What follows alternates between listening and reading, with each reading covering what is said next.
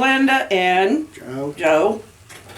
Today I'm going to talk about something a little different. I'm going to talk about grief. As many of you know, I lost my father recently, and he's 91. They had just celebrated their 70th anniversary, him and my mom, and 3 days later they called and said he'd passed away. Now the thing is, grieving is a process, and everybody goes through it differently. And for me, there for a while, I was feeling guilty because I wasn't wanting to cry a lot. Of course, guilt is one part of grieving. So there's what they call the 5 steps of grieving, which are, they are true, but they aren't, you don't always go through all 5. You don't go through them all at the same time. So, I'm going to probably have other things over time that are going to, but mostly for me, it's the good memories. I'm Christian. My dad's Christian, or was, and now I just know where he's at. And I have been saying for a long time, when my parents go, I'll be lonely that they're not here, but I wouldn't ever want them to not be in that wonderful place called heaven. Because there's no tears, no sickness. They can walk all over, for us, when we pass away on this earth, we are next to Jesus, not just in the sense of our soul and our heart, but in the sense of physically. And so it's really hard for me to be unhappy, because I'm happy he is where he is.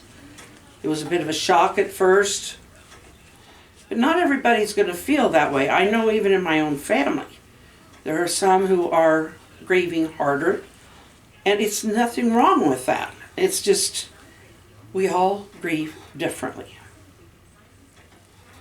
Now, Joe said something about his relationship with my parents, which was what?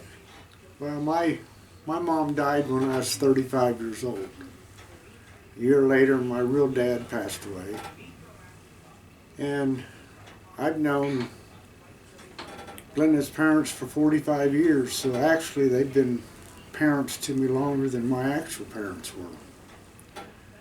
But as far as grieving, I didn't really grieve until I saw Dad in the casket. Then reality hit. That's when it bothered me the most.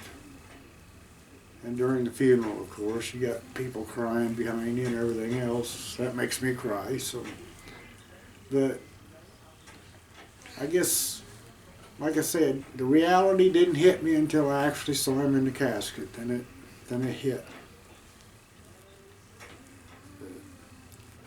Yeah, I'll agree with that. I know myself, and when my grandmother passed away, that was when I was first going through all of the manifestation of my emotional upheaval and stuff from and that's when I was diagnosed with bipolar.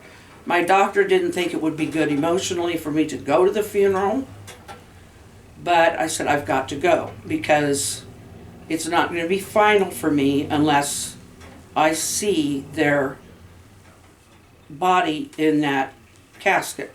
I had a cousin who passed away, and she was killed in a car accident. And she had to have a closed casket. And to this day, I still think when we're down there that her 17-year-old self is going to walk in through the door. And it's not. But I'll agree with Joe.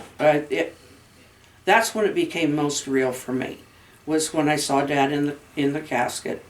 I touched him, and I knew, but yet you don't know. And I just kind of touched his wrist, and it was cold, and there's no pulse there anymore. There's no blood. So you know in your head what it's going to be like, but until you actually experience it, it's different.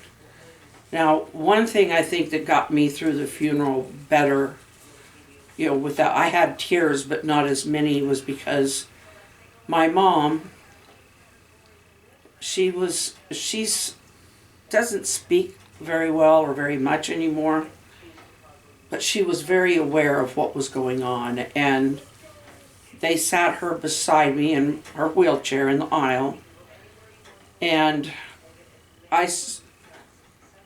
was more spending time, I was paying attention, and I heard everything that was said. My dad was a wonderful person, and they read a poem that I had written. I wasn't expecting them to read it. I had asked my sister to let them have it, but I didn't know if they'd actually read it. And that did bring some tears to my eyes, and the fact that some of my final words for him were spoken.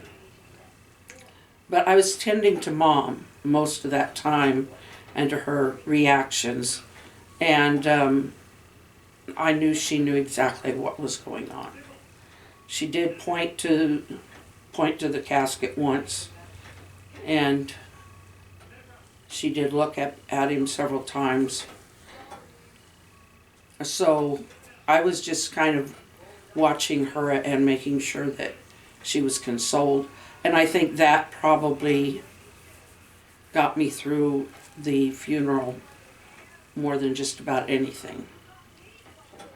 And he was in the Air Force. He served in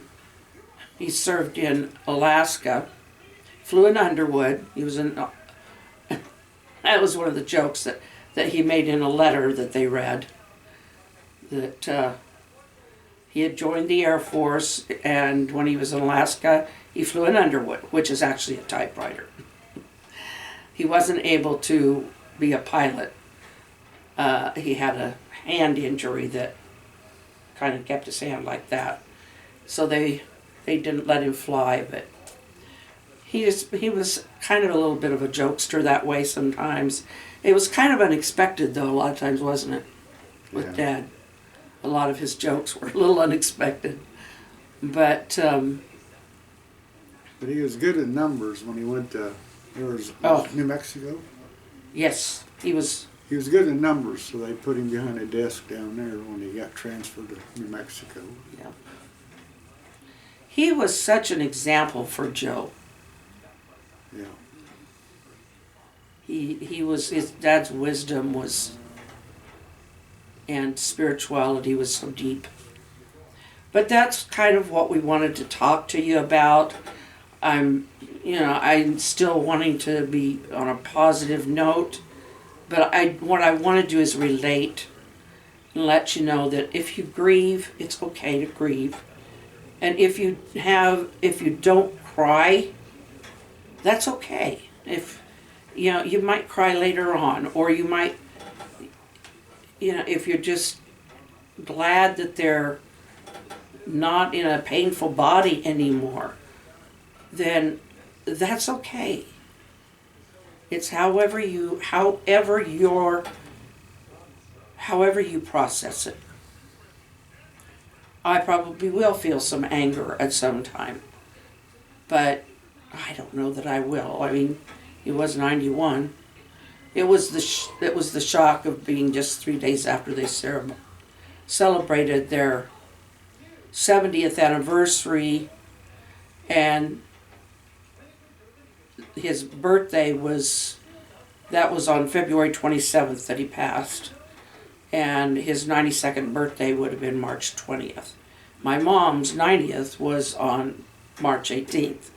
So that's just kind of what we wanted to share, because it's been a little hard for me to share up to now because wasn't really sure what to say. So if if there's anything in the comments that you would like to say, just whether if you've had to grieve about somebody, there's nothing wrong with that. It's just a way of getting it out of your system. You can just write it down in a notebook.